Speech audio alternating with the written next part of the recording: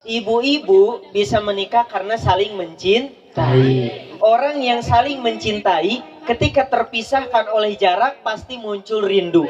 Leres tuh Bu? Leres. Ibu-ibu di rumah, bapak berangkat kerja, misalnya keluar kota, ditinggal beberapa hari pasti muncul rindu. Leres tuh Bu? Leres. Dan rindu hanya bisa diobati dengan perjumpaan.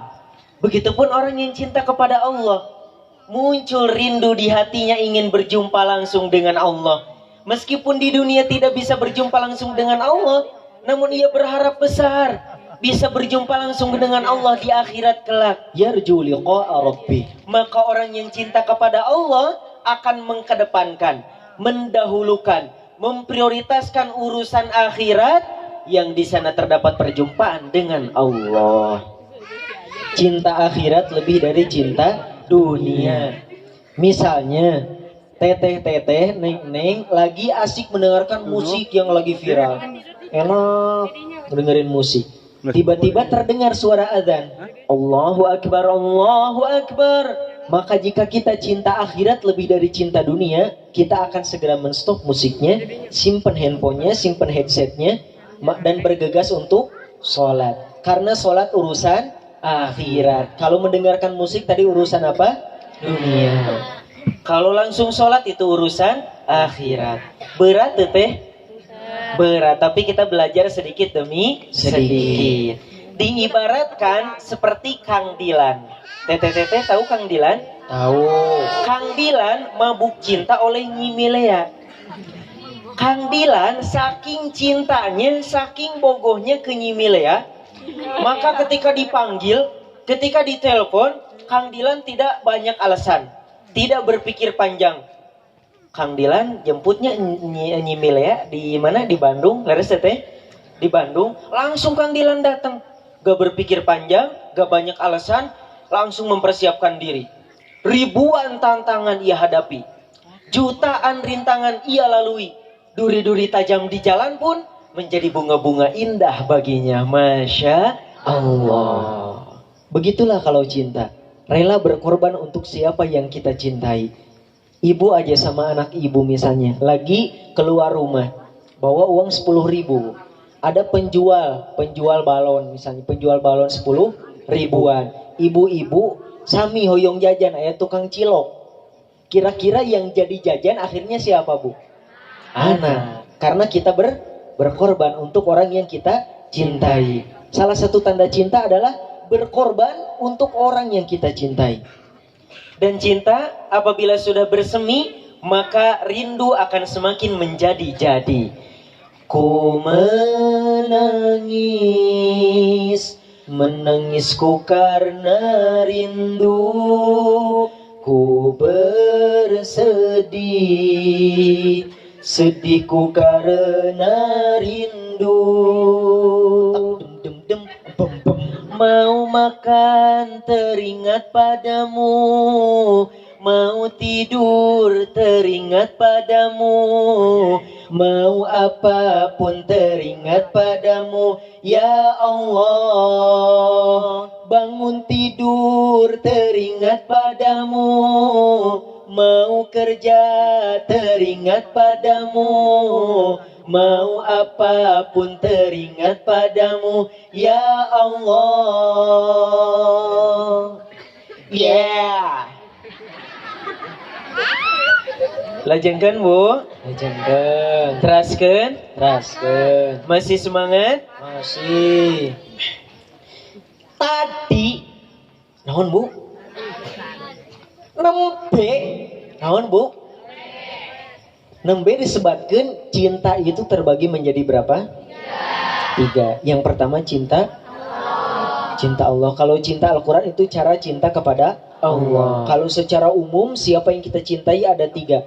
Yang pertama cinta Allah. Yang kedua cinta siapa? Rasulullah Sallallahu Alaihi Wasallam. Bu. Hai. Bu. Masih hidup? Boleh nanya dikit Bu? Boleh. Tapi harus dijawab dengan jujur ya Bu. Ibu-ibu pengen tidak masuk surga? Ayo. Ibu-ibu pengen tidak masuk surga? Ayo. Ibu-ibu pengen tidak masuk surga? Iya Bu. Ada juga pengen masuk surga.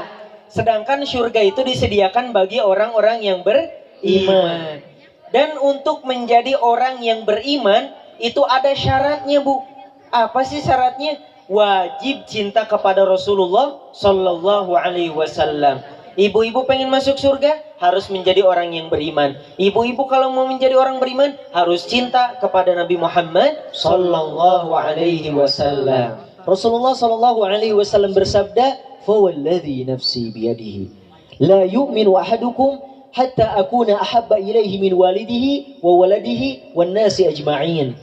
Rasulullah Shallallahu Alaihi Wasallam bersabda, demi zat yang aku ada dalam genggamannya, tidaklah beriman di antara kalian sehingga aku lebih dicintai olehnya daripada anaknya, kedua orang tuanya, dan seluruh manusia. Hadis riwayat Bukhari. Hadis ini menunjukkan Bu pentingnya cinta kepada Nabi. Sampai disebutkan la yu'min. Naon Bu? La yu'min. La yu'min kalau secara terjemahnya itu tidak beriman. Namun maksud dari tidak beriman di situ adalah tidak kamalul iman, imannya tidak sempurna. Sayang 1000 sayang. Saking pentingnya cinta kepada Rasul harus lebih diutamakan daripada cinta anak terhadap orang tua. Padahal kewajiban anak terhadap orang tua begitu besar. Saking lebih pentingnya cinta kepada Rasul harus melebihi cinta orang tua kepada anak. Padahal kewajiban orang tua kepada anak begitu banyak. Anak dan orang tua yang hubungannya begitu dekat, kewajibannya begitu besar, haknya begitu banyak, tapi harus lebih diutamakan cinta kepada Rasul. Nah, apalagi dengan orang lain, tetangga kita, teman sekolah, rekan kerja, semuanya memang harus kita cintai. Cinta karena Allah, cinta kepada sesama Muslim. Tapi tetap dari semua cinta makhluk yang paling kita cintai adalah Nabi Muhammad Sallallahu Alaihi Wasallam. Cinta kepada Rasul bisa kita laksanakan dengan 3 cara. Berapa? Sabaraha? Tilu. Kalau berapa sabaraha? Kalau berapa sabaraha? Kalau berapa 3? Kalau sabaraha? Tilu. 1. Al-ilmu bisirati, mempelajari sejarah kehidupannya.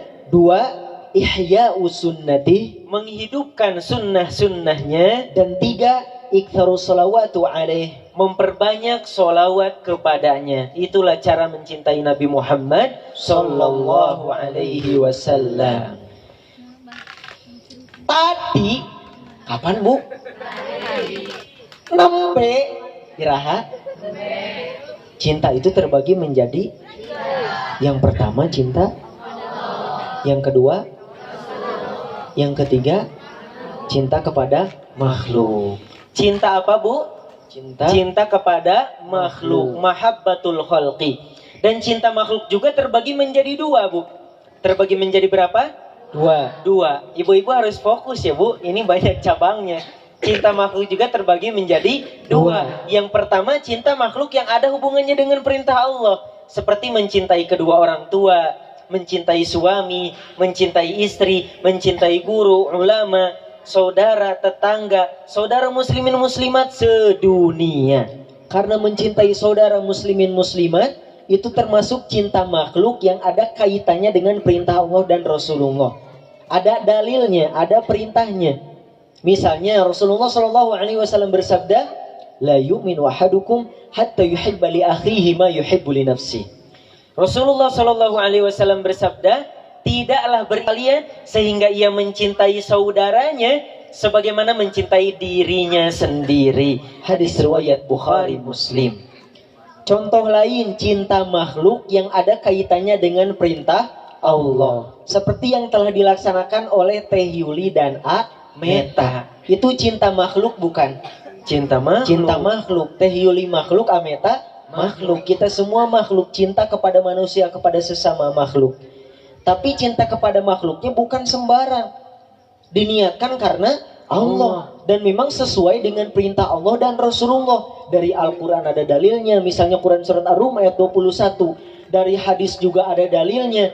Rasulullah SAW bersabda, "Ya ma'syarasy syabab, man istata'a minkumul ba'ata falyatazawwaj, faman lam yastati' fa'alaihi bis-shiyam, fa innahu lahu wija." Rasulullah SAW bersabda, "Wahai para pemuda, barang siapa yang telah mampu untuk menikah, maka menikahlah. Namun barang siapa yang belum mampu, maka berpuasalah, karena puasa itu merupakan obat pengekang baginya." Dikduk detak jantungku, ser suara darahku. Jika cinta telah berpadu, ada resep yang mestinya harus saling mencintai, saling menyayangi, saling mengasihi, dan saling melengkapi. Saling memperhatikan, saling memaafkan, saling membahagiakan, dan saling menyempurnakan. Saling memberi, saling mensyukuri, saling menghargai, dan saling menutupi. Saling menjaga, saling memahami, saling menolong, dan saling membahagiakan. I saw society in the suicide soul versus society or society. If two witches would want to watch is which wish would want to stop? Put the big bag back, put the big bag down, put the big bag back, put the big bag back. Ngerti tuh ibu-ibu. Adek-adek kareprok ngartos. Lajengkeun Bu. Contoh lain cinta makhluk karena Allah, yaitu cinta kepada alam. Cinta kepada siapa? Kepada alam. Cinta kepada lingkungan. Ini cinta makhluk yang sesuai dengan syariat Islam, sesuai dengan perintah Allah dan Rasulullah. Bahkan ada kitab-kitab kuning khusus yang membahas tentang himayatul bi'ah, tentang pelestarian lingkungan. Kita mencintai alam semesta dengan cara merawatnya, menjaganya, melestarikannya. Kalau memanfaatkannya, manfaatkanlah dengan cara yang baik dan benar, dan tidak berlebihan. Kita manusia yang harus menjaga alam, karena kita yang tinggal di atas muka bumi, kita yang menikmatinya. Dan kerusakan itu rata-rata disebabkan oleh tangan manusia. Tangan siapa? Rata-rata bencana alam itu disebabkan oleh kokod manusia. Tangan manusia. Misalnya gini aja Bu, terjadi kebakaran hutan yang sangat luas. Yang bakar hutan manusia atau bancet? Manusia. Terjadi banjir. Sekarang usum hujan, kan di sini hujan wae teh. Hujan. Seueur anu nuju hujan wae, usum hujan. Terjadi banjir. Banjir salah satu penyebabnya buang sampah sembarangan. Yang buang sampah sembarangan manusia atau cak-cak? Manusia.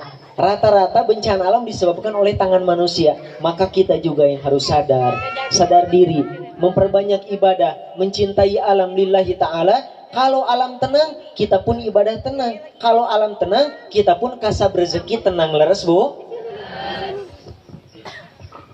Lajengkeun. Iklan dulu boleh? Boleh.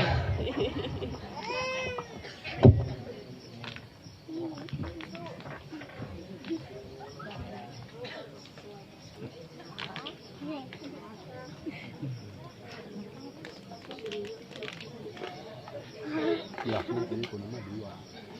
Kuno bodas ini. Kan ekaknya.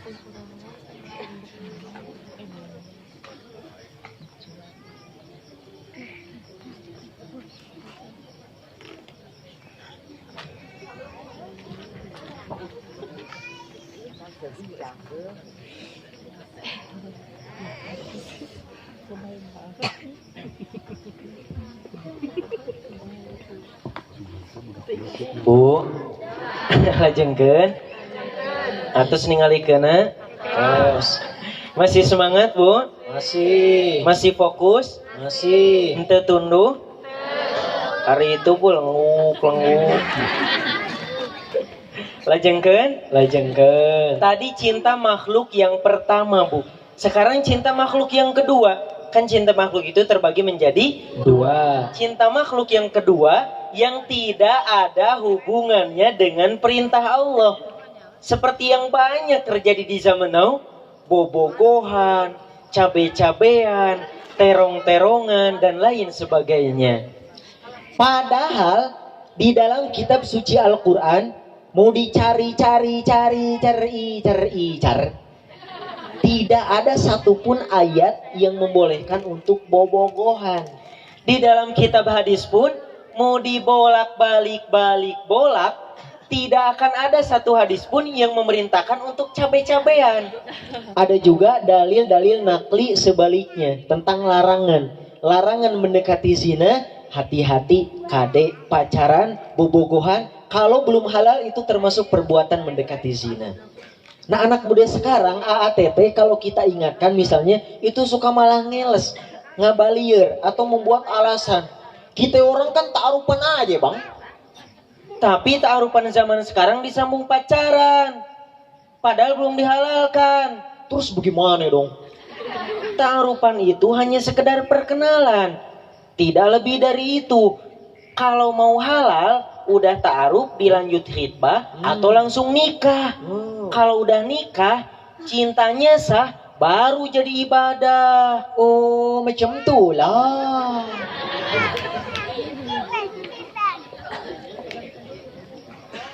Bu, ibu, ibu-ibu kantos ke pom bensin, kantos kan ya? Pasti semuanya pernah ke pom bensin kan ya? Tak ibu pas ke pom bensin nanti coba lihat ya kalau ngisi bensin itu di tiang-tiangnya ada yang bulat-bulat bu, nempel ngejajar vertikal, nempel ditempel. Salah satunya ada yang gambarnya rokok ngebul, merah melingkar kemudian merah miring memotong gambar rokok tersebut. Itu adalah no smoking, dilarang odon. Dilarang Odon karena takut ngebelet, takut ngebelet. Nah begitupun bagi orang yang sedang saling mencintai, TTTT, yang sedang saling mencintai namun belum nikah, belum halal, itu ada larangannya. Kayak di pom bensin, supaya cintanya tidak ngebeleduk bu, supaya cintanya tidak bahaya. Pengen tahu? Empat larangan. No yang pertama, no tabarruj. No yang pertama no apa? tabarruj. Bu, ibu-ibu kantos nguping tabarruj. Tabarruj, tak acan. Tabarruj itu artinya menampakkan aurat bu. Muka aurat itu disebutnya tabarruj. Tapi tabarruj ini bukan sembarang dosa. Ini dosa yang biasa dilakukan oleh orang-orang Arab jahiliyah. Orang-orang Arab di Mekah sebelum diutusnya Nabi SAW, mereka biasa bertabarruj, membuka aurat, bahkan di sekeliling Ka'bah bu, sambil keliling-keliling, tepuk-tepuk, nyanyi-nyanyi. Mereka biasa seperti itu, tabarruj, menampakkan aurat. Nah sekarang mungkin tidak ada yang seperti itu, tapi ada bentuk tabarruj lain, yaitu dangdan semenor-menornya, pakai perhiasan serencem-rencemnya, keluar rumah demi menarik perhatian para pria. Hati-hati, itu juga termasuk tabarruj di zaman sekarang. Tabarruj menampakkan aurat. Dalam Quran surat Al-Ahzab ayat 33 Allah berfirman, A'udzu billahi minasy syaithanir rajim. وقرن في بيوتكن ولا تبرجن تبرج الجاهلية الأولى. Dan hendaklah kamu tetap di rumahmu dan janganlah kamu bertabaruj sebagaimana tabaruj orang-orang jahiliyah dulu. Dengan bertabarujnya seorang wanita, kemudian dilihat oleh laki-laki, auratnya dilihat oleh laki-laki, dari mata turun ke hati, dari hati entah turun kemana, sungguh berbahaya. Bahaya. Kade, kenapa sih bahaya? Menampakkan aurat, hati-hati, itu bisa jadi dosa jariah bu.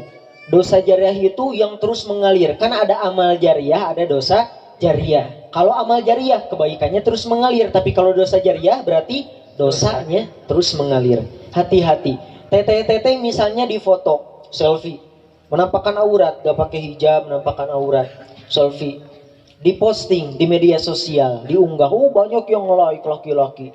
Hati-hati, itu bisa menjadi dosa jariah. Teteh lagi jalan ke warung itu bukan maksiat, Tapi kok catatan dosanya terus nambah. Catatan dosanya nambah tanpa teteh sadari. Dari mana? Foto tadi. Foto menampakkan aurat. Teteh lagi makan itu bukan maksiat. Kok catatan dosanya terus nambah sih? Dari mana? Foto tadi. Foto menampakkan aurat. Makanya hati-hati buat teteh, neng yang masih suka menampakkan aurat, apalagi dipublikasi, hati-hati. Segera hapus fotonya, taubat, tutup auratnya, Allah pasti mengampuni. Yakin Allah pasti mengampuni. Apalagi pemuda-pemudi yang sedang saling mencintai namun belum halal. Sekarang banyak kejadian yang ngirim foto tapi menampakkan aurat. Dan hati-hati, na'udzubillah, kalau sampai dijadiin pemanis, Bu. Dijadiin pembangkit syahwat. Na'udzubillahi min dzalik. Maka untuk berhati-hati supaya kita selamat, supaya teteh tetap menjadi mutiara yang tersimpan di dalam samudra, tutup auratnya, berserah diri kepada Allah, tawakal 'ala Allah. Emang lagi cantik tapi bukan sok cantik. Cantik lebih cantik kalau menjaga akhlak. Emang lagi cantik tapi bukan sok cantik. Cantik lebih cantik kalau tutup aurat. Cantik kok.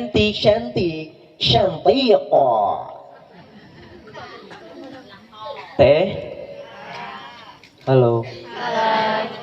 Teteh sedang mencintai kepada AAA tapi belum halal. Kalau ngirim foto yang enggak ada yang menampakkan auratnya ya.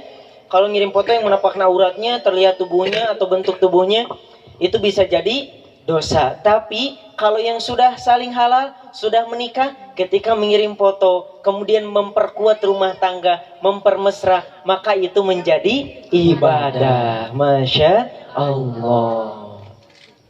Lajengkeun. Tadi baru no atau larangan yang pertama. Sekarang larangan yang kedua yaitu Ghuddul basar. No itlaqul basar. Dilarang mengumbar pandangan. Itlaqul basar artinya mengumbar pandangan. Atau kalau kosakata lainnya jelalatan. Segala direret, Bu. Ibu-ibu ngartos direret? Ngartos. Jadi segala dilihat gitu. Ada aurat dilihat, ada apa dilihat.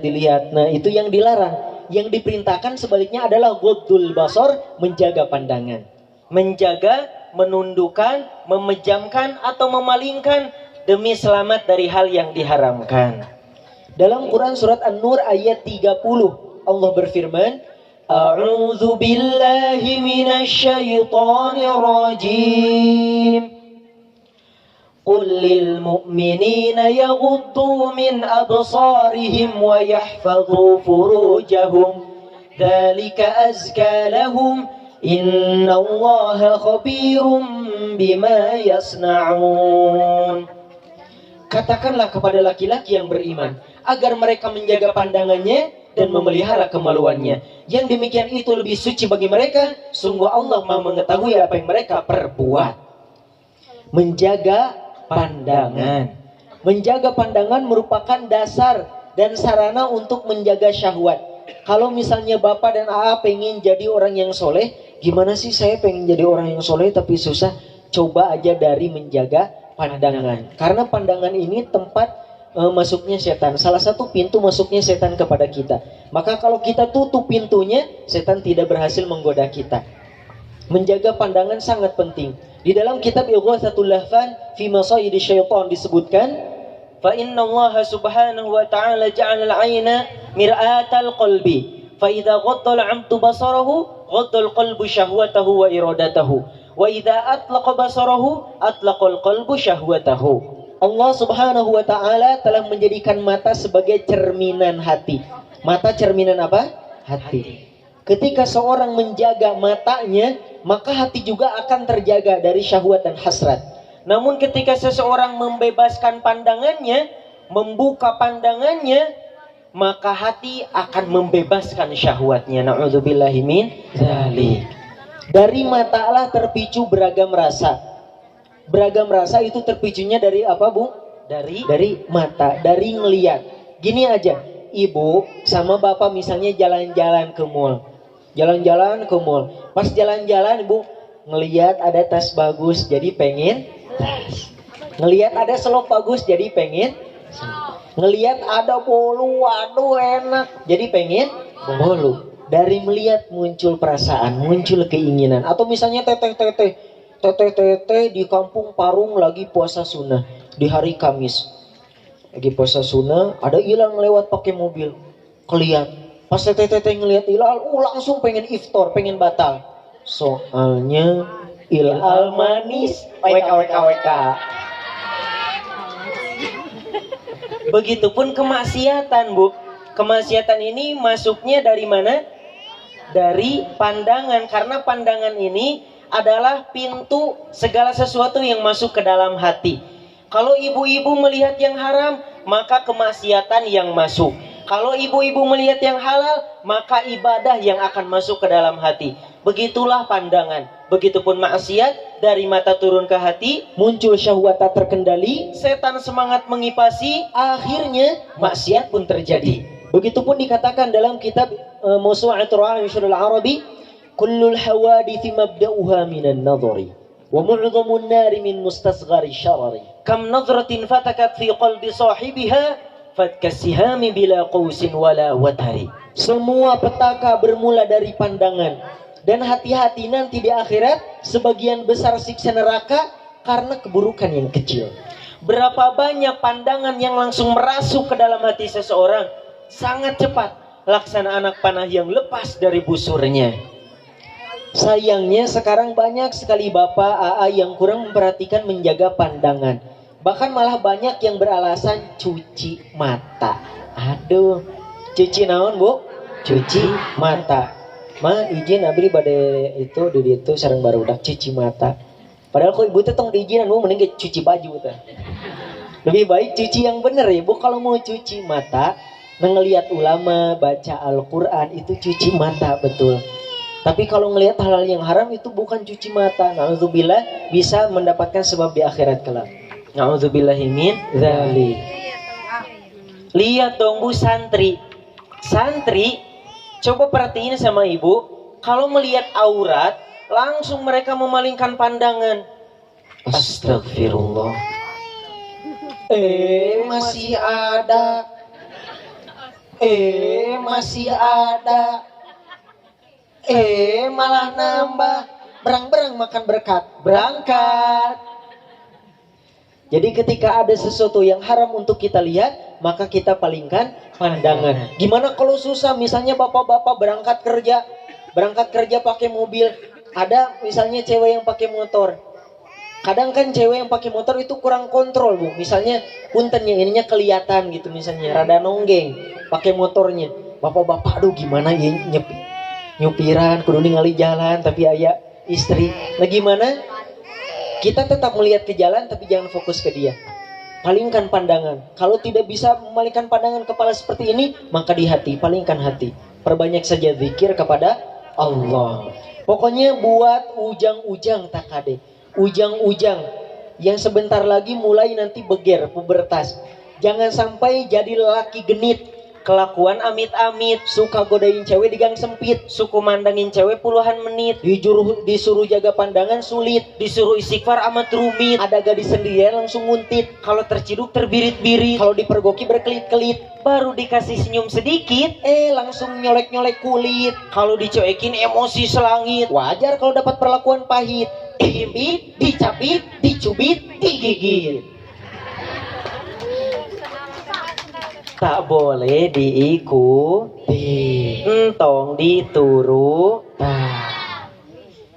Lajengkeun. Kemudian yang keberapa sekarang?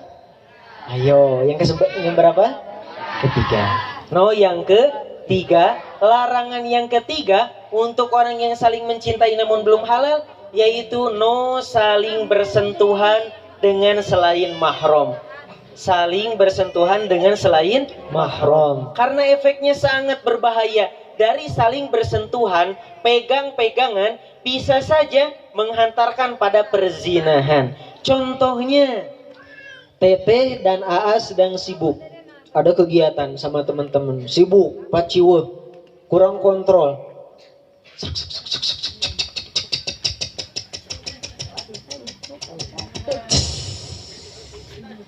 tangan AA menyentuh tangan Teteh.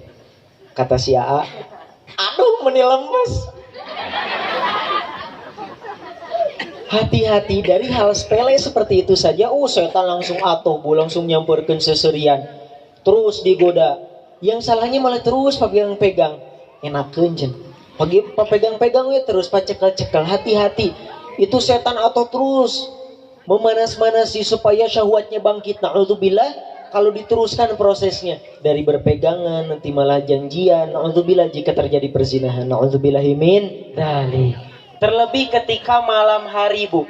Ketika malam hari. Ini alhamdulillah ya, Bu. Ilal seneng, Ilal bersyukur. Adik-adik TTTT AA hadir ke pengajian. Biasa nama pengajian teh aki-aki we jeung nini-nini. Leres teh, Bu?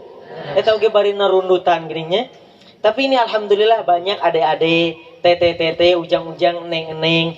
Daripada gaul yang gak karuan, daripada keluyuran gak jelas, malam-malam mending ke pengajian. Alhamdulillah. Hati-hati deh. Kalau malam itu godaan setannya lebih tarik. Karena setan bergerak pada kegelapan.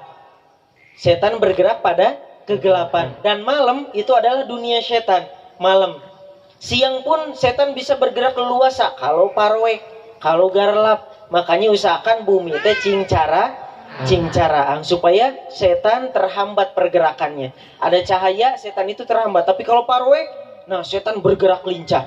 Begitupun ketika malam hari. Makanya ada istilah, Bu, dunia malam. Ibu-ibu uninga dunia malam? Uninga ya, Bu. Di mana dunia malam itu terjadi mabok-mabokan, perzinahan, perjudian, kemudian hal-hal yang haram dan lainnya. Nah ketika malam itu setan godaannya lebih tarik. Makanya, Bu, ada lagu, Bu. Cek beja ti jurig eta budak lalaki teh kasogot parabot bati ulin peting. Cek beja ti jurig eta budak awewe teh bare padaharan bati ulin peting. Tenene nonet no matak oge ulah osok ulin peting sabab peting loba jurig nyiliwuring bisi ti belesak tuluy dikakesak matak oge ulah osok ulin